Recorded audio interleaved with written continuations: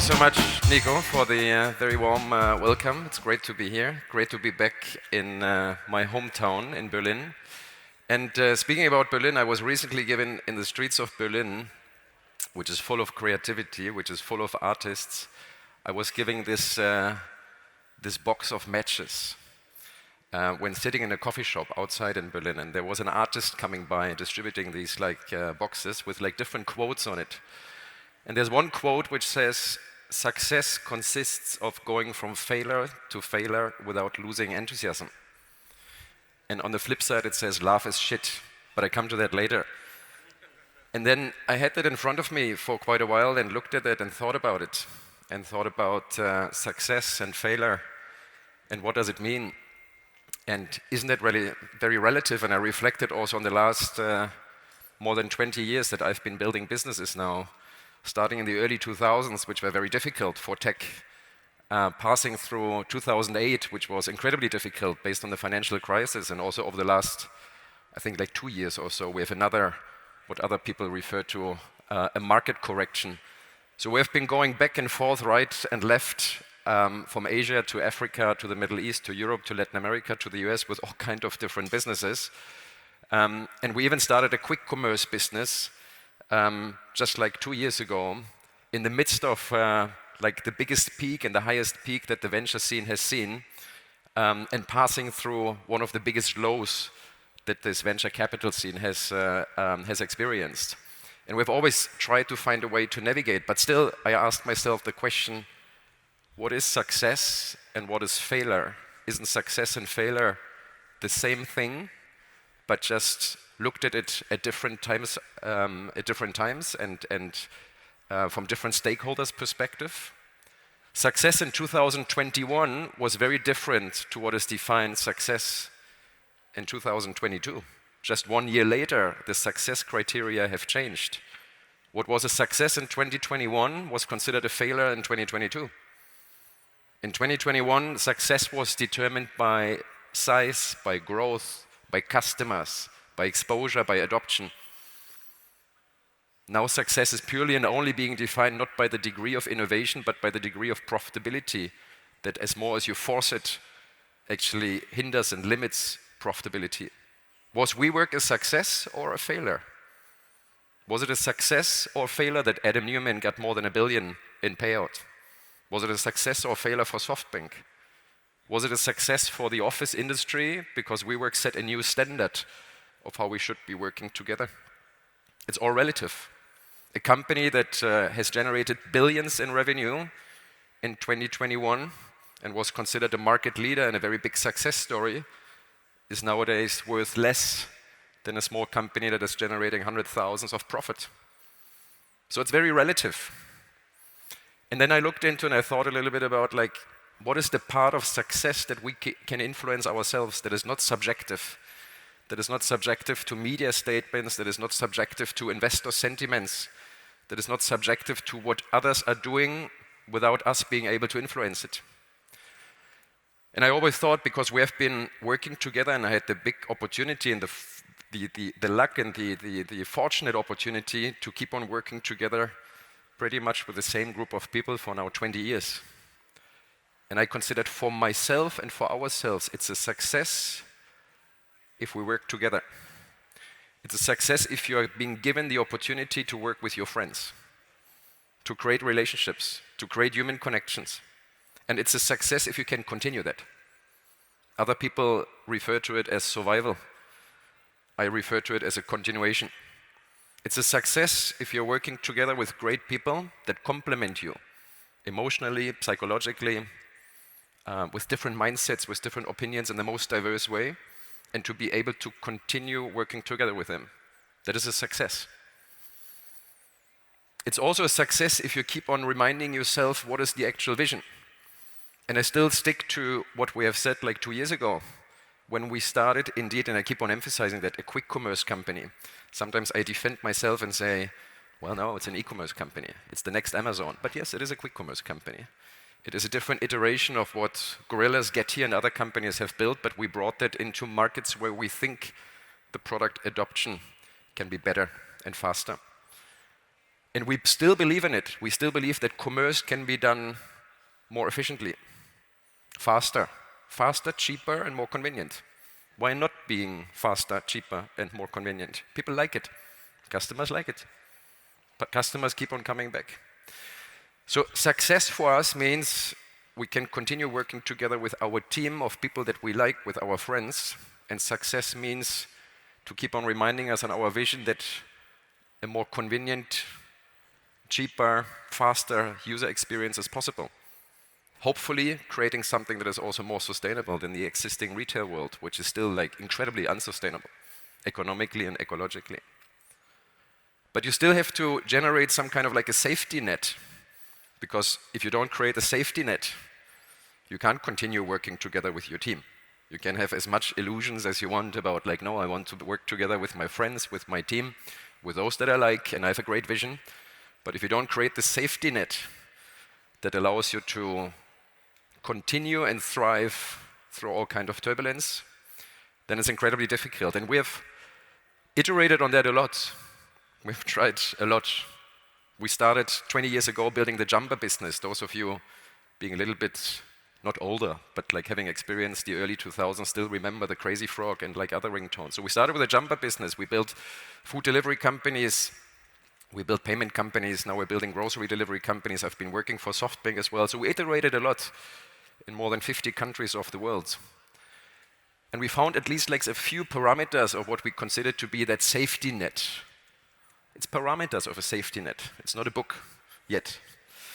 And one of those safety nets is to say, and I referred to it before in other talks, let's build out the proposition in as many countries as possible with the lowest budget. We called it, in a few iterations, the so-called mushroom strategy.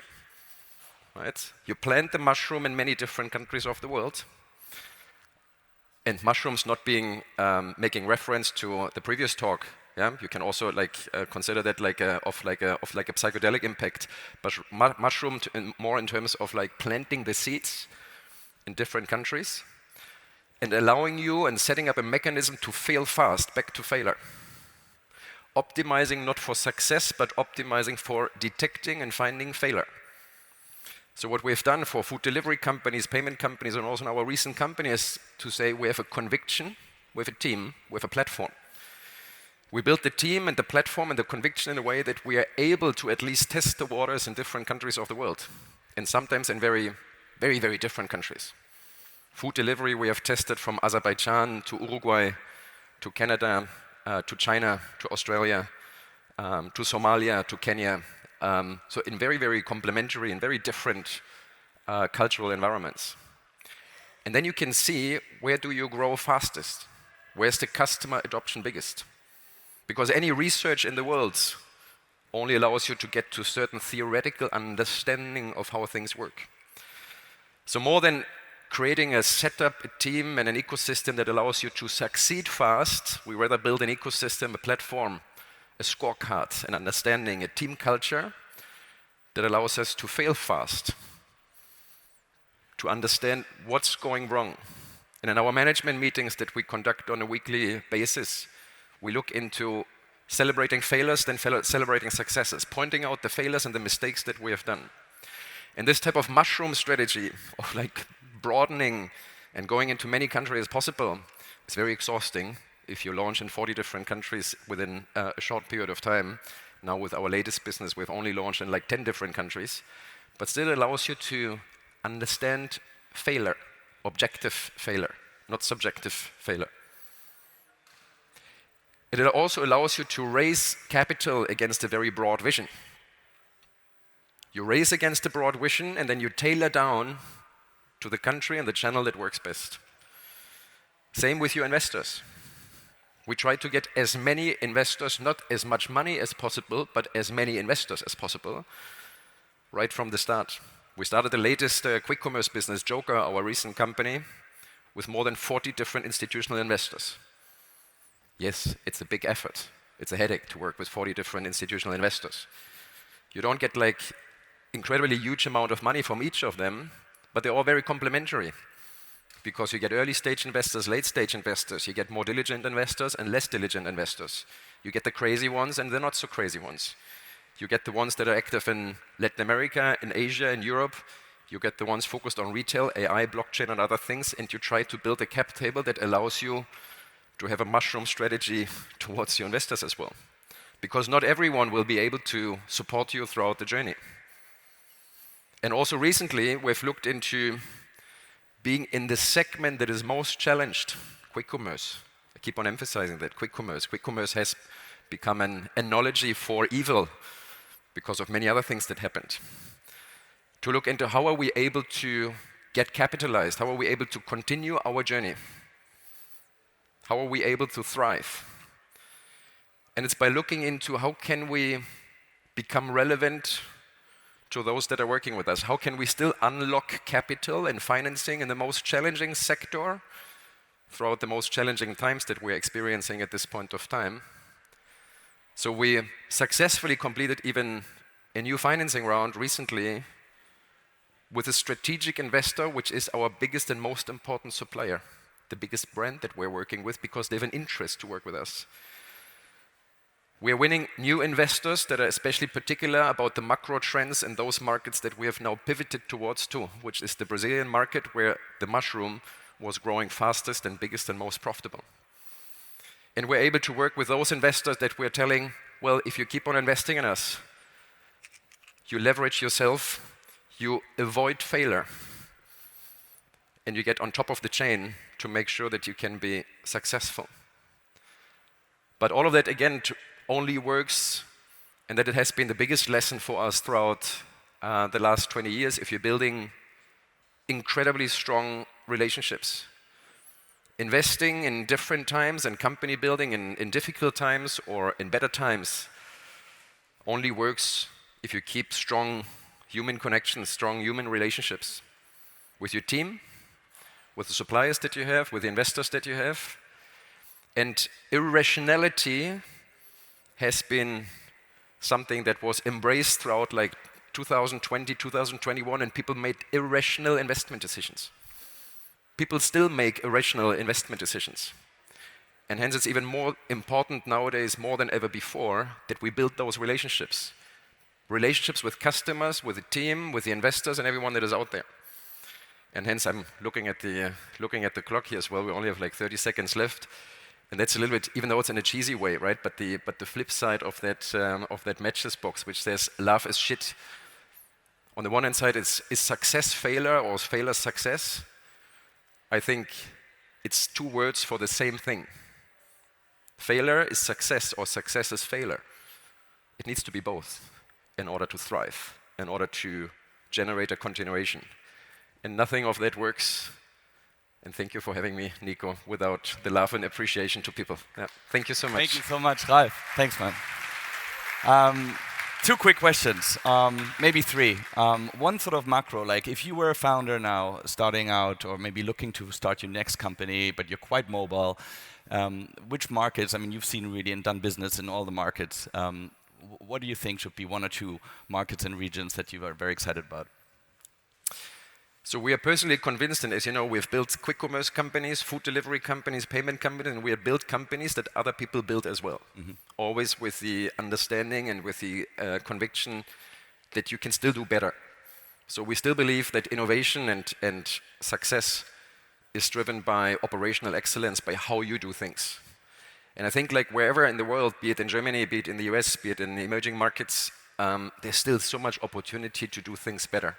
You can build better chairs, you can build better food supply chains, you can build better e-commerce companies or payments companies, regardless where. It still like just determines and requires a good team, a good understanding, and yes, financing as well. And I think we from our side, and I personally, I'm convinced that we don't necessarily need to develop rockets that bring us to Mars. We don't need to look into things that are very abstract, that really nobody needs, because the world has so many different businesses and business processes, and we should rather focus on resolving what's inside of that box that we consider our day-to-day life. Food supply, food production, food delivery, energy generation, farming, agriculture, and so on, where technology, especially technology, can play a big role to make it more efficient, more sustainable, more profitable as well, and a bigger success. And that goes for basically every single market of the world, as long as you spread fast initially and figure out where your fastest growing mushroom is then. And as long as you have Mexico on the map, as we share a passion for Mexico. Last question, you spoke about operational excellence, right? And that's sort of like a way for you to have always competed in these different markets to very well capitalized companies as well. Just a very practical question, like how do you prioritize tasks, as a leader in these companies? Do you use a certain matrix? Are you an Eisenhower matrix type of guy?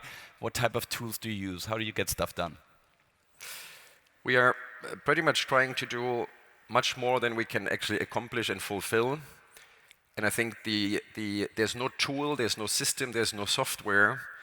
But what makes us decide and iterate and prioritize is a very complementary management team, where at least like 7 people that are incredibly different in how they think, and getting together, debating, speaking, iterating, deciding together. That is for us the tool. So it's less of a mechanical exercise. It's more indeed like a team exercise. And there are some of us that are always the bold, the innovative guys that want to make 3 steps at one. And then there are those that are reminding us of going in processes to engineer things, to define things carefully, to build numbers behind. And I think it's like a symphonic orchestra. Mm-hmm. A symphonic orchestra that has like someone that orchestrates everything, makes you decide about the actual creation of a business, processes and priorities to follow. Very much in line with what I think Niklas said yesterday of Delivery Hero. Brett Leaf, another speaker who both at different times of the day were saying how when they evolved as a leader at one point, just had to make that decision of like, this is who I am, how I am, this is what I'm good at, and this is all the stuff that I thought I needed to learn, but I actually have to find somebody else that complements me on that. Thank you so much. Thank you. Thank you for having me. Best, Thank you.